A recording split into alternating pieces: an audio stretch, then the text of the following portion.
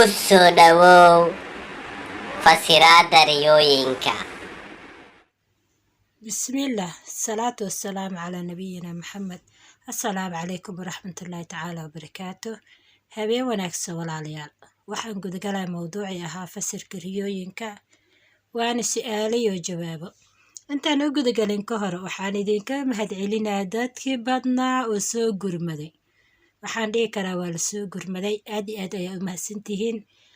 sidii kasii wada jananka sheergareeya, cid walboo taqaaniin la sheergareeya, guruubyada ku sheergareeya.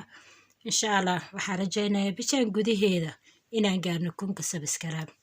waa su'aalihii jawaabo walaalayaal, laagna noo saara haddaad ku cusub tahay sabskaraab saar. ugu horeen gabadha waxay tiri magaceeda waa ayaan nuura, qoraalkeeda si fiican uma fahmin, laakiin riyadeed waxaa ku jiray malabka sidiisaba waa caafimaad. hadduu xanuuno jiro caafimaad oo tilmaamaya, haddaada xanuuno isku ogeyn hataa waa isla caafimaad. munaasabado kale wanaagsan wuu tilmaamayaa. waxaan codsan lahaa qofka markuu qoraal iisoo qoraayo inuu qoraalka saxo, li'annu waxaan aniga inaan u maleeyo aan soo fasiro laga yaabaan inay dembi iga soo gaaraan. xigta wiilkaa wuxuu yidhi gabar aan isjecleen ayaan ku riyooday anigoo isguursanayno, anoo guursaday. waxaan xirnaa yidhi khamiis, waxaana ka dareemaya riyada dhexdeeda hooyaday inay gabadha ii diidan tahay. riyadaa kabacdina 20 cisho kabacdi yani wuxuu yidhi gabadhi waa isguursanay. riyadaad way isfurtaybe, fasirba uma baahno. qaaliban qofka markay laba qofood oo isjecel oo kale marka qof kamid ah ku riyooda asagoo qofkaa guursaday, laba maaday noqonaysaa, mise axaadiisa nafsi inuu qofkaanayti guurka aad niyada uga haayo, mise riyo u rumoobaysa ficla inuu guursanayo. ficla adiga riyadaada waad isfurtay, midda aad arkaysi hooyada inay raalli ka ahayn, rubama adiga salaatul istiqaara kaa dhineed, laakiin haddana kheyr yacni wax dhibaato ma dhicin. guurka xalaasha meeshuu ku dhacaa kheyr mooye shar ma yimaada, ha ka welwelin, waayo wuxuu yidhi waa welwelsanaa ha welwelin. xigta gabadha waxay tiri galaas laga baranaya qur'aan ayaan fadhiyey, waxaana soo galay macalinkii yani kuley qur'aanka baraya ku haddaa. sidaadaba aragtida macalinka ma xumo, macalinka wax ku barayo aragtidiisa ma xumo hadduusan xanaaqsaneen oo wejigiisa bedelneen. haddii laakiin si normal aad u aragtid, ficla waxay tilmaamaysaa cilmigaad baratay inaad xifdinaysid.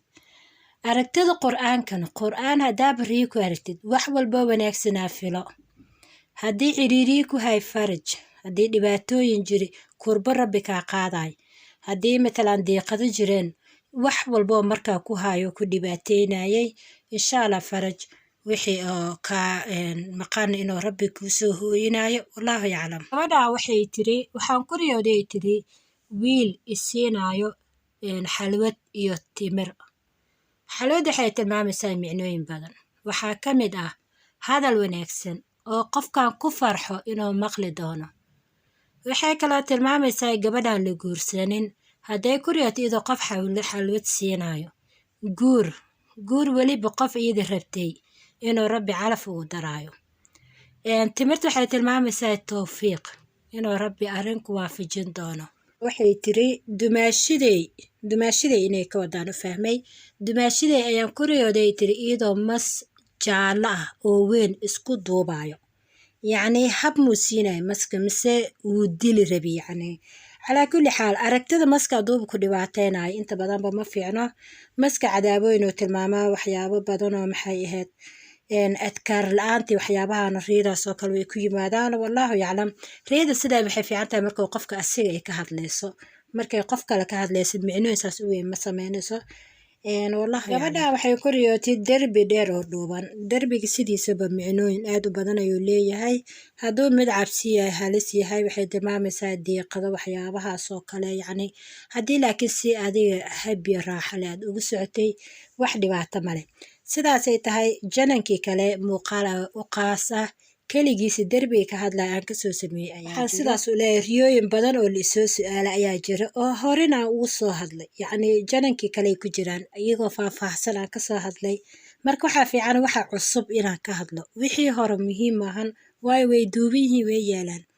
marka insha Allah waxaan rajeynaa qofka marka uu su'aal haysto inuu janinkii kala soo fiiriyo laga yaabo su'aashiisa inuu ka helo rideed way dheer tahay gabadha rideed way dheer tahay waxay tiri wiilaan xaas leh anagoo isla joogna mar gacmaha iska haysano mar dhar isku noo xiran mar bas saaran mar gabadhii mar haddan waxay leedahay dad caana ila ekaayeen marka dadka ma dad jira mise dad riyada dhexdeeda aad ku arkaysi waaye riyada hadday noocaas noqotaba sideedaba riyo maaha waa minal shayaadiin mise qarow halkaasaan kusoo koobaya walaalayaal like noo saara noona sheer gareeya